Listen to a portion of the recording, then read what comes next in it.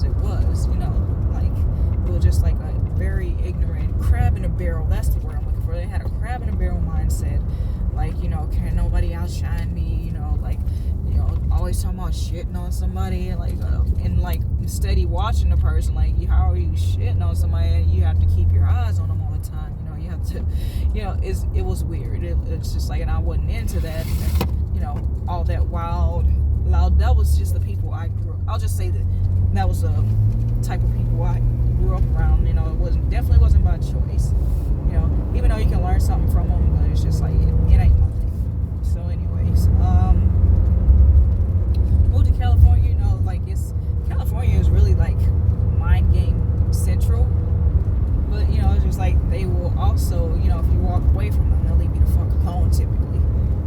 Like every once in a while you'll run into a Karen that tries it, and then maybe or maybe not, you might have to put them on their ass, like it just depends. But they also like to sue, so it's just like, they try that, and like they get, and once they get their feelings hurt, they're running and telling. So it's like the sibling effect. They'll come around you to test your temperature, and then when they see you're chilling, they try to get you like unhinged, right?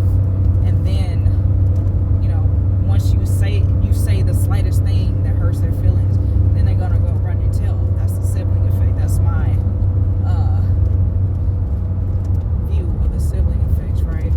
And yeah, so back to the nature aspect of it. I saw crows and hawks when I got to California, and they say crows are like messenger birds, or messengers of death and stuff like that.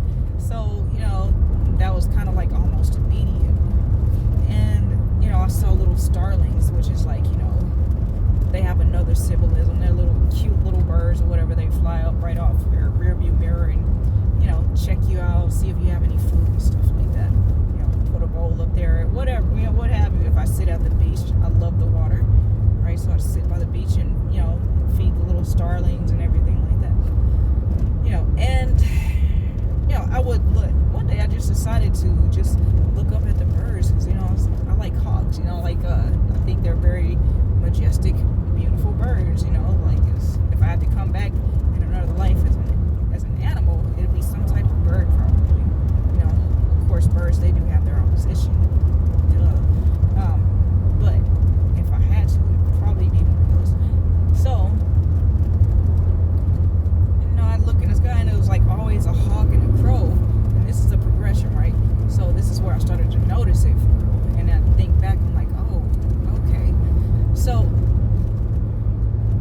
early in my years in California, when I was kind of seeing somebody, the situationship really is all it was.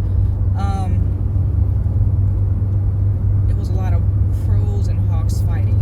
And it was always 2-on-1 or more than one crow fighting a hawk. The hawk was always outnumbered. And that was while I was with that person. I was dealing with that person, right? And then after I left, right, I had stopped looking up. And then after I left, I started looking up again.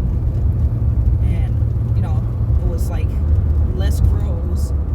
And the hawk, just does what it does gracefully. It just like, sometimes they get got, but it's a rare occasion. It's probably because they got distracted, right?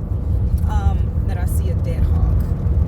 It's a rare occasion I see a dead crow too. Honestly, I haven't seen any except for maybe one or two. I see more dead hawks than anything, but they're always outnumbered. So hey, there you go. You're gonna always need 2 crows to a hawk, But the hawk just like, it looks like they're just playing with the crows, just like, oh, you gotta be quicker than that, or